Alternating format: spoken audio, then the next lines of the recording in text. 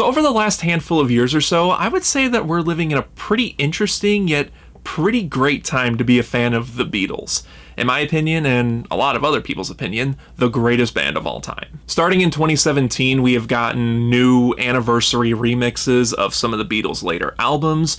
In 2021, we were given the big movie trilogy that was The Beatles Get Back. I've made videos on Get Back if you want to check those out. In late 2023, we got a whole new Beatles song taken from an old John Lennon demo. We've gotten documentaries on Disney Plus about the Beatles. We got a whole new re-release of the Beatles anthology with a new anthology album, which I might do a video on. I still might do a video on that. We've gotten new documentary movies and new CD and vinyl releases from John Lennon, George Harrison, Paul McCartney.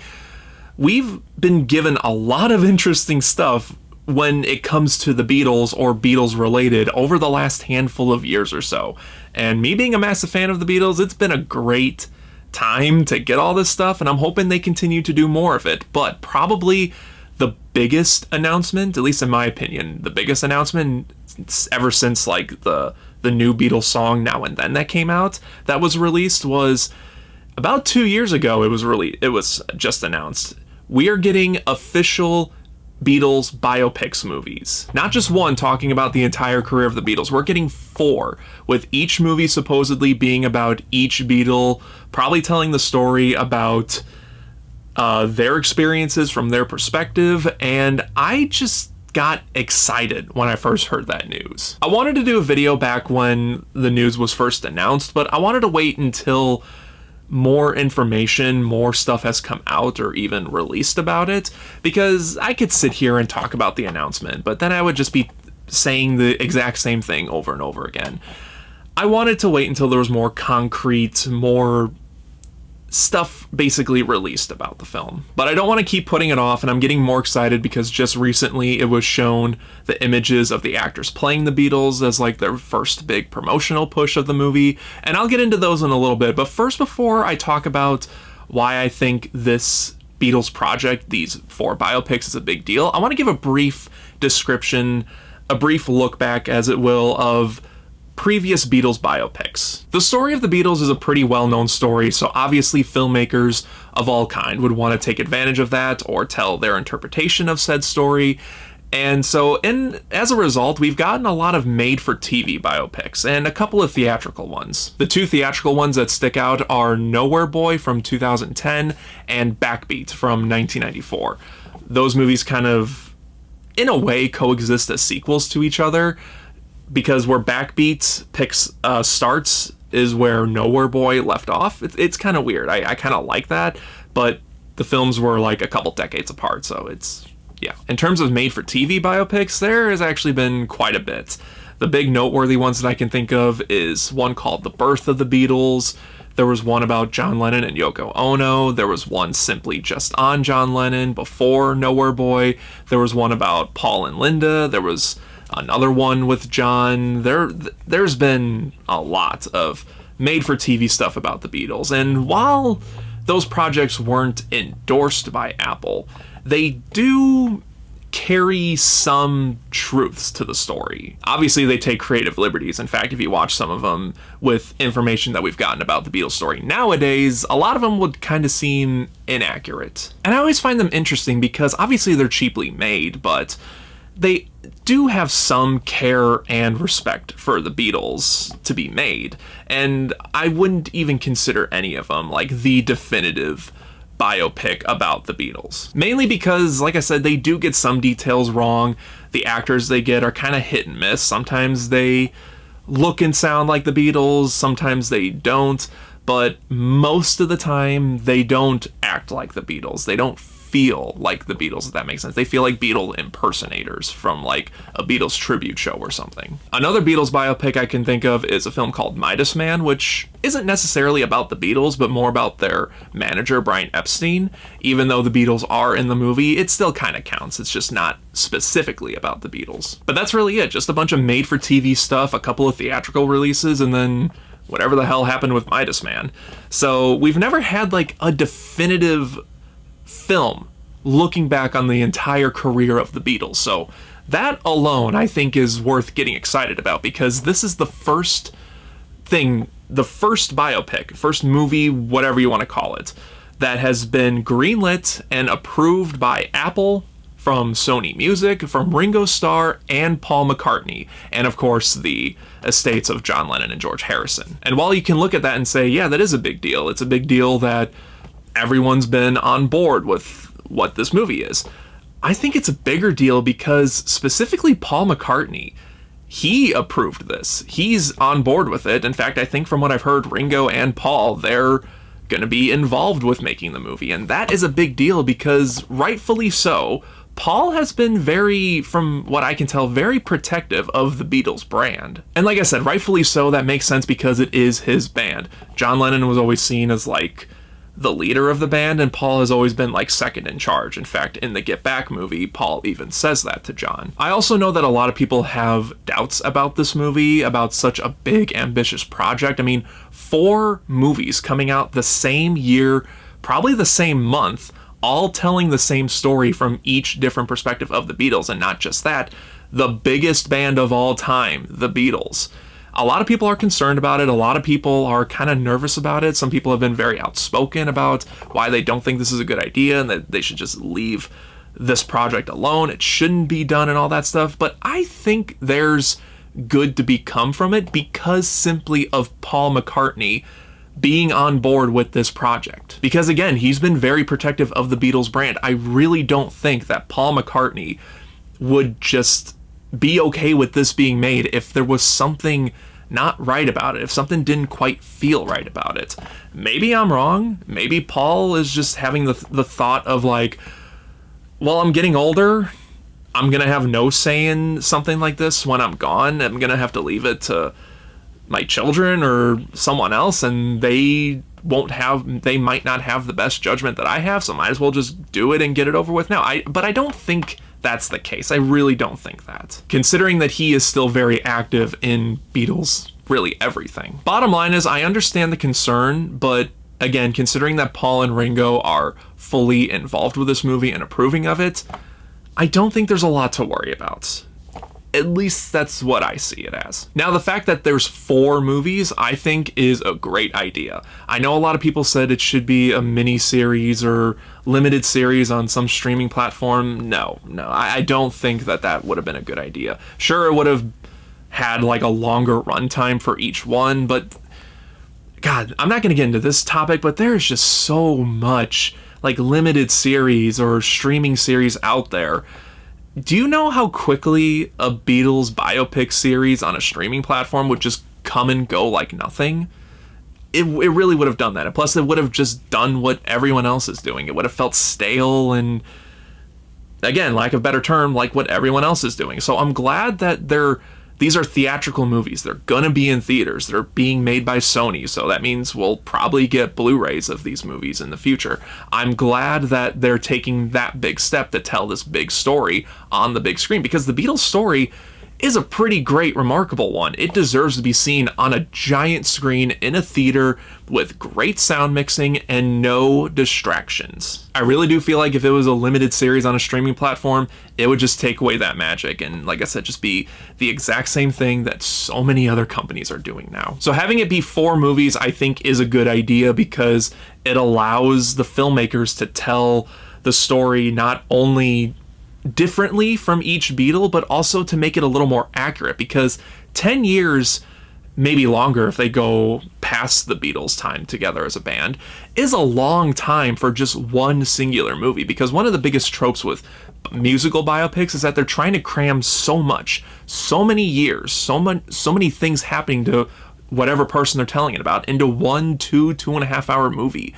And they could feel unauthentic. They can feel like not a lot of care is just put into them, and they can just feel like just Wikipedia pages about said person. I know that feels weird to say that, but it could be true. So I think multiple movies is a good idea. It allows space. It allows freedom for director Sam Mendes to be open with what he wants to do to tell the story accurately. And like I said, having Paul and Ringo being involved with the movie can help with it being accurate too. So we're not just getting typical movie musical biopic tropes, which is something that it really feels like the filmmakers, the writers, and even Sam Mendes himself want to just completely avoid. And I am all for that. Because even though I enjoyed films like Rocket Man and Elvis, and I even really liked that new Song Sung Blue movie, I can tell that there's just a lot of cliches, a lot of stuff that's just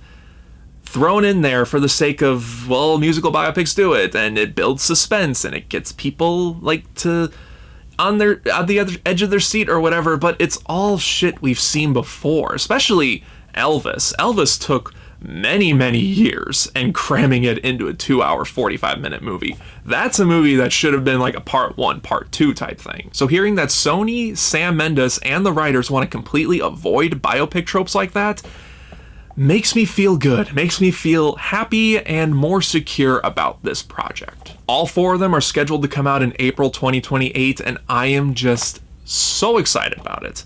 I want to see I want to see a great, accurate depiction on the big screen of the Beatles story, because the Beatles story is something that a lot of people know about, sure, but it deserves to be treated with respect. It deserves to be seen by the public. It deserves all the attention, I think. So yeah, I'm all for this project, especially if Paul and Ringo are involved with it. If they weren't involved with it or didn't give their approval, then I would think it'd be something to be worried about. Another thing that people are worried about are the actors playing the Beatles. Before I give my thoughts on it, let me quick go over who's playing the Beatles, just in case you don't know. It was announced sometime last year that Paul Mescal was playing Paul McCartney, Harris Dickinson is playing John Lennon, Barry Keoghan is playing Ringo Starr, and Joseph Quinn is playing George Harrison.